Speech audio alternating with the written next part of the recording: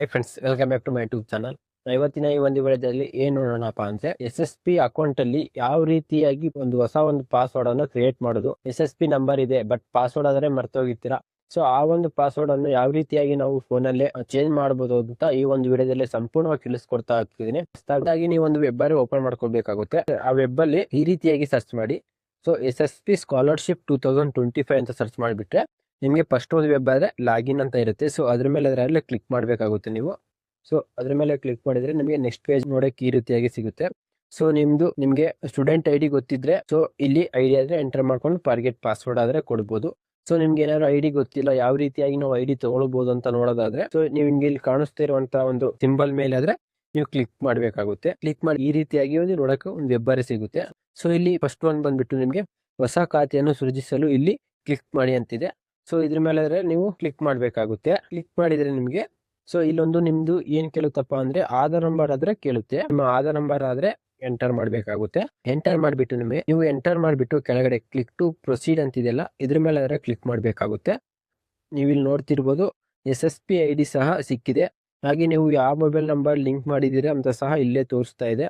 ಆ ಒಂದು ರೀತಿಯಾಗಿ ಚೇಂಜ್ ಮಾಡೋದಂತ ನೋಡೋಣ. ಸೊ ಇದ್ರ ಮೇಲೆ ಆದ್ರೆ ಕ್ಲಿಕ್ ಮಾಡಿ. ಈಗ ಇಲ್ಲಿ ಕಾಣಿಸ್ತಿದೆಯಲ್ಲ ಈ ಸಿಂಬಲ್ ಮೇಲೆ ಕ್ಲಿಕ್ ಮಾಡಬೇಕಾಗುತ್ತೆ. ಸೊ ಕ್ಲಿಕ್ ಮಾಡಿಬಿಟ್ಟು ಸ್ವಲ್ಪ ಮೇಲ್ಗಡೆ ಸ್ಕ್ರೋಲ್ ಮಾಡಿದ್ರೆ ನಿಮಗೆ ಇಲ್ಲಿ ಪ್ರೀ ಮೆಟ್ರಿಕ್ ಪೋಸ್ಟ್ ಮೆಟ್ರಿಕ್ ಆದ್ರೆ ಬರುತ್ತೆ. ಸೊ ನಿಮ್ದು ಪ್ರೀ ಮೆಟ್ರಿಕ್ ಇದ್ರೆ ಪ್ರೀ ಮೆಟ್ರಿಕ್ ತಗೊಳ್ಳಿ, ಪೋಸ್ಟ್ ಮೆಟ್ರಿಕ್ ಇದ್ರೆ ಪೋಸ್ಟ್ ಮೆಟ್ರಿಕ್ ತಗೊಂಡು ನೀವು ಕ್ಲಿಕ್ ಮಾಡಬೇಕಾಗುತ್ತೆ. ಸೊ ನಾನು ಇವಾಗ ಎಕ್ಸಾಂಪಲ್ಗೋಸ್ಕರ ಪೋಸ್ಟ್ ಮೆಟ್ರಿಕ್ ಆದ್ರೆ ತಗೊಳ್ತಾ ಇದ್ದೀನಿ. ಇಲ್ಲಿ ಈ ರೀತಿಯಾಗಿ ಒಂದು ಪೇಜ್ ಆದ್ರೂ ಓಪನ್ ಆಗುತ್ತೆ. ನೆಕ್ಸ್ಟ್ ನಿಮಗೆ ಸ್ವಲ್ಪ ಮೇಲ್ಗಡೆ ಸ್ಕ್ರೋಲ್ ಮಾಡಿದ್ರೆ ಇಲ್ಲಿ ಫರ್ಗೆಟ್ ಪಾಸ್ವರ್ಡ್ ಅಂತ ಒಂದು ಆಪ್ಷನ್ ಆದ್ರೆ ಇರುತ್ತೆ. ಇಲ್ಲಿ ನಿಮಗೆ ನೀವು ಇಲ್ಲಿ ನೋಡ್ತಿರ್ಬೋದು.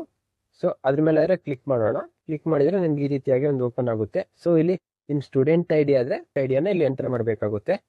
ಸೊ ಎಂಟರ್ ಮಾಡಿ. ಎಂಟರ್ ಮಾಡಿಬಿಟ್ಟು ಸೊ ಕೆಳಗಡೆ ನೀವು ಪಾಸ್ವರ್ಡ್ ಅಂತಿದೆ. ಸೊ ನೀವು ಏನ್ ಮಾಡ್ಬೇಕಂದ್ರೆ ಇಲ್ಲಿ ನಿಮ್ ನೆನಪಿರುವಂತಹ ಒಂದು ಹೊಸ ಪಾಸ್ವರ್ಡ್ ಆದ್ರೆ ಇಲ್ಲಿ ನೀವು ಟೈಪ್ ಮಾಡ್ಕೊಂಡು ಸೇವ್ ಮಾಡಬೇಕಾಗುತ್ತೆ. ಸೊ ನಾನು ಇವಾಗ ಚೇಂಜ್ ಮಾಡ್ತಾ ಇದ್ದೀನಿ. ನೆಕ್ಸ್ಟ್ ಎಂಟರ್ ಮಾಡಿಬಿಟ್ಟು ಕೆಳಗಡೆ ಗೆಟ್ OTP ಅಂತಿದೆಯಲ್ಲ, ಅದ್ರ ಮೇಲೆ ಆದ್ರೆ ಕ್ಲಿಕ್ ಮಾಡಿ. ಒಂದು ಮೊಬೈಲ್ ನಂಬರ್ಗೆ ಇಲ್ಲಿ ಒಂದು OTP ಬರುತ್ತೆ. ಸೊ OTP ಅನ್ನ ಎಂಟರ್ ಮಾಡಬೇಕಾಗುತ್ತೆ ನಾವು.